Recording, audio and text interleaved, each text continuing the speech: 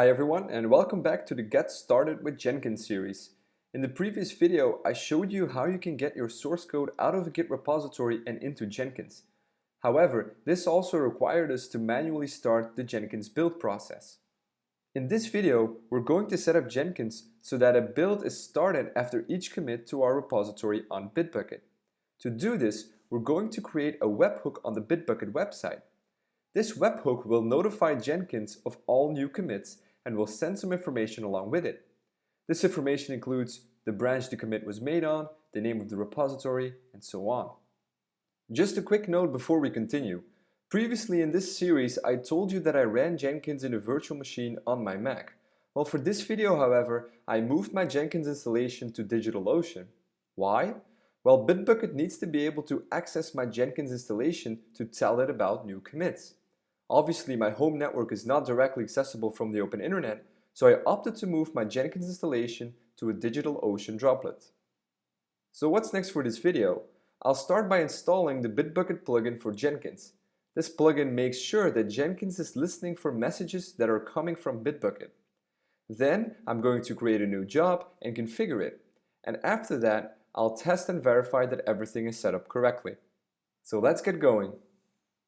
So here I am at my Jenkins installation, and let's start by installing the BitBucket plugin. So I'm going to go to Manage Jenkins, and I'm going to click on Manage Plugins to install the plugin. And on the tab Available, I'm going to use the filter option here in the right-hand corner, and I'm going to type BitBucket. For some reason, my computer is very slow when I'm searching here. As you can see, the letters are sort of catching up to me. Once the search results are finished loading, it's the last plugin here on this page. It's called BitBucket Plugin, Integrate Jenkins with BitBucket. So I'm going to click Download Now and Install After Restart to install the plugin. And this is going to install all the dependencies of the plugin. So it's going to install Mercurial, it's going to install SSH, a Git client, JUnit, etc. So now that it's done, I'm going to tick this box to restart Jenkins and wait until it has restarted. Okay, so after about half a minute, Jenkins redirected us back to the home page.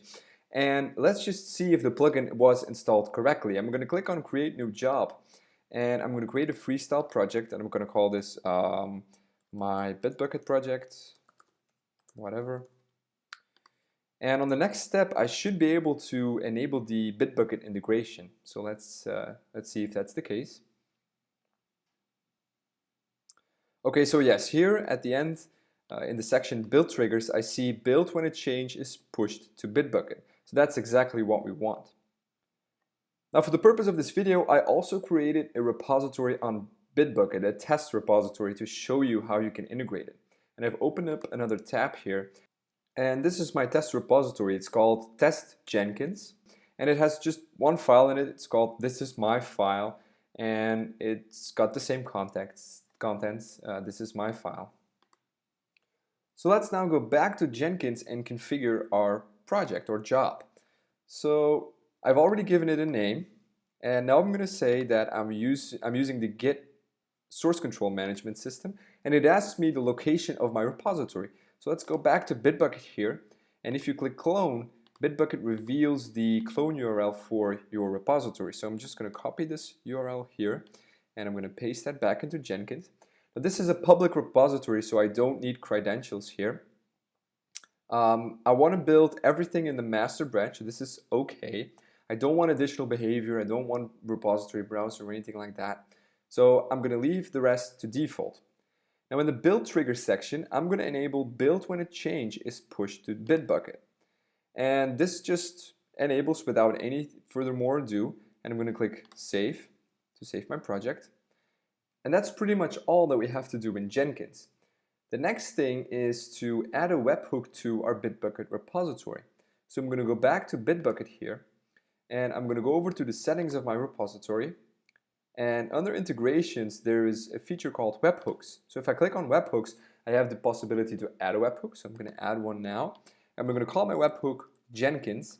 And now BitBucket needs to know the URL or the location of my Jenkins installation. Now this URL will be notified every time we push new commits to BitBucket. So I'm going to paste in the URL of my Jenkins installation, but you have to append BitBucket-hook. And that's pretty much all that we have to do. We keep the status active because obviously we want the webhook to trigger. We don't need SSL or TLS, and we want to trigger every time we push to our repository. So I'm going to click Save, and now we're ready to test our webhook. So to effectively test our webhook, I'm going to change the contents of the test Jenkins repository, make a new commit, and then push that commit to BitBucket to see if it notifies my Jenkins installation of the change. So I'm going to open this file with Sublime Text here, and I'm going to add something here. So this is my file, and this is awesome, for example. And I'm going to save it. And now I'm going to create a new commit. Now I use SourceTree as my preferred Git client, but you can use any other client, obviously. And I'm going to stage this file. I'm going to say this is an awesome commit that will be built by Jenkins, for example. And I'm going to take this box here, push changes immediately to origin master. And this will not only commit, it will also push the changes to BitBucket, and that should trigger our webhook. Okay, so that's done. So let's now go back to Safari and go to the commit section of our repository and verify that our commit is there. Okay, our commit is there. So now let's check Jenkins to see if it has actually triggered a build. So if I go back to Jenkins and I check, oh, the build is already there. Jenkins has auto-refreshed the page, and there you go. Our first build is here. It was triggered by our webhook. We can open it to see. There were obviously no changes here because this is the first build that Jenkins does of our project, and it even states started by BitBucket push by Xavier. So there you have it, our very first automated build with Jenkins. So that's it for this video. Curious to learn more about Jenkins? Well, in the next video, I'll show you how you can run PHP unit tests after each commit. Thank you very much for watching this video, and if you like my videos, make sure to follow me on Twitter or subscribe to my channel.